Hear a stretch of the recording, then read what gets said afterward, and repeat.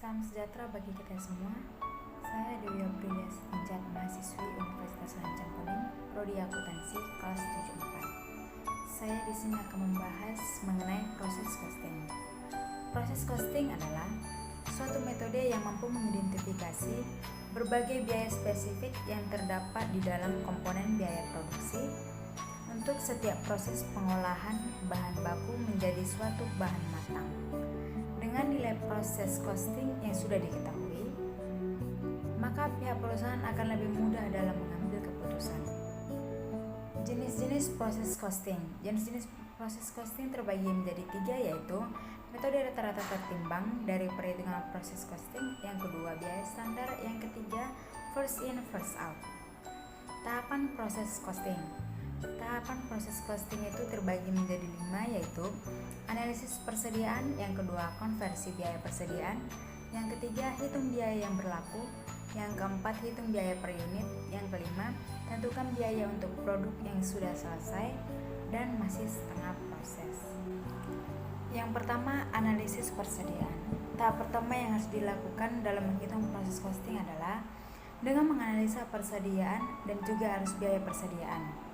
Pihak perusahaan bisa menentukan biaya setiap proses produksi dengan cara menentukan jumlah persediaan pada awal periode, jumlah yang bisa diselesaikan, dan jumlah persediaan yang tersisa dalam kurun waktu periode akuntansi. Yang kedua, konversi biaya persediaan. Tahap kedua dalam menghitung proses costing adalah dengan cara mengubah setiap persediaan dalam proses pada akhir periode akuntansi menjadi satu unit yang sama. Yang ketiga, hitung biaya yang berlaku. Setelah selesai mengubah persediaan menjadi jumlah yang setara dalam unit yang diproduksi, maka selanjutnya adalah dengan menghitung total biaya. Jumlah ini lalu diterapkan antara persediaan yang sudah selesai dan persediaan yang tersisa dalam proses. Biaya produksi tidak langsung dan langsung ini mencakup biaya persediaan pada periode awal dan juga biaya yang sudah dijumlahkan selama periode tersebut berlangsung. Yang keempat, hitung biaya per unit. Setelah berhasil menghitung seluruh biaya yang terkait dengan proses costing, untuk menghitung persediaan lengkap dan proses, maka selanjutnya adalah menghitung biaya per unit, termasuk di dalamnya unit yang sudah selesai dan setara dengan unit yang sudah selesai pada akhir periode akuntansi berjalan. Yang terakhir, tentukan biaya untuk produk yang sudah selesai dan masih setengah proses. Dalam tahap akhir ini, perusahaan harus bisa memisahkan biaya dengan cara mengalokasikan jumlah yang sesuai pada jumlah produk yang sudah selesai, pada jumlah produk, serta pada persediaan yang dianggap masih dalam proses pada akhir periode akuntansi. Proses costing pada industri perkebunan. Yang harus dilakukan yaitu yang pertama, melakukan perhitungan harga pokok produk atau HPP dengan sistem akuntansi biaya konvensional. Rumusnya yaitu HPP sama dengan biaya bahan baku ditambah biaya tenaga kerja langsung ditambah biaya overhead pabrik. Yang kedua, perhitungan harga pokok produk dengan menggunakan sistem activity based costing terdiri dari 2 tahap, yaitu tahap yang pertama yaitu mengidentifikasi dan mengklasifikasikan berbagai aktivitas dan biaya-biaya yang timbul. Kemudian, tentukan cost driver dari aktivitas tersebut dan kumpulkan biaya aktivitas yang sejenis ke dalam satu cost pool. Langkah berikutnya adalah menghitung tarif kelompok atau cost pool.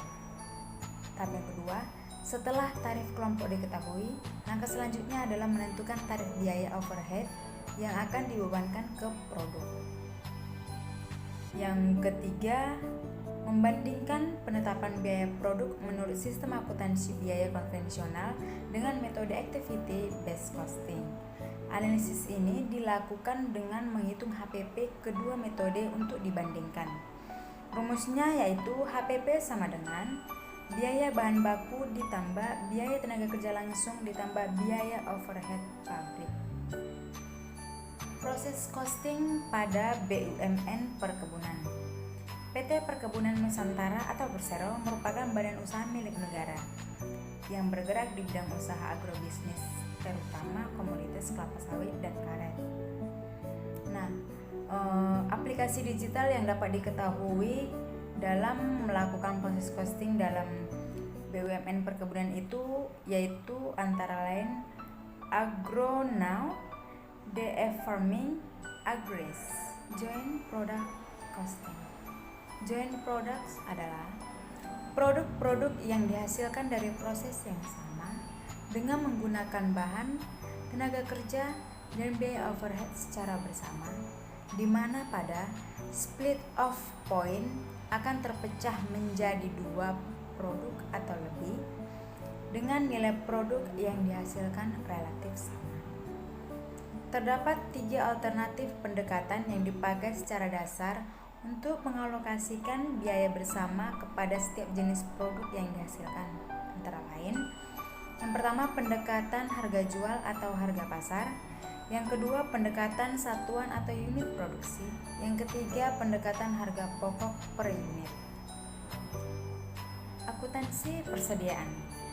Akuntansi persediaan adalah penilaian barang persediaan yang belum dijual oleh bisnis kepada pelanggannya. Inventory bisnis dapat mencakup barang, bahan baku, dan produk lain yang dibeli, diproduksi, dan disimpan oleh bisnis untuk dijual kepada pelanggannya. Metode persediaan. Metode persediaan dapat dilakukan melalui 3 metode. Yang pertama metode FIFO, yang kedua metode LIFO, yang ketiga metode average atau rata-rata.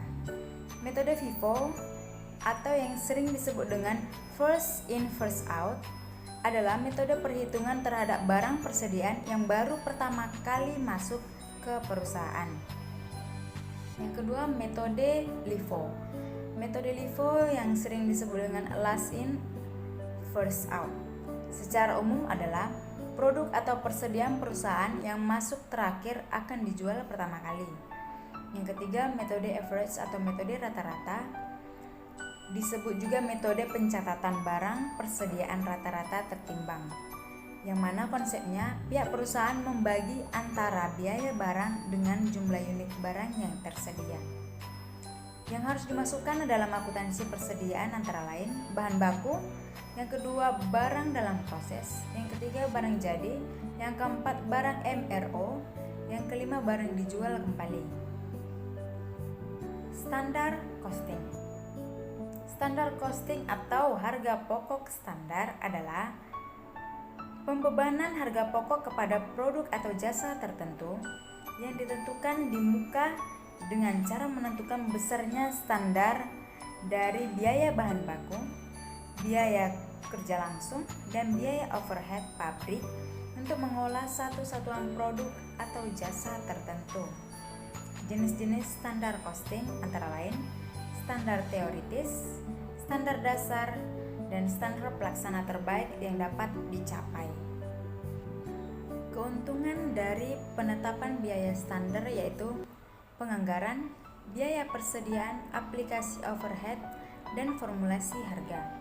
Masalah dengan penetapan biaya standar antara lain kontrak biaya plus, lingkungan yang serba cepat, umpan balik yang lambat, dan yang terakhir informasi tingkat unit.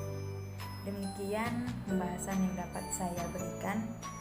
Semoga pembahasan ini dapat bermanfaat bagi yang melihat, menonton, dan juga mendengarkan. Terima kasih, salam sejahtera bagi kita semua.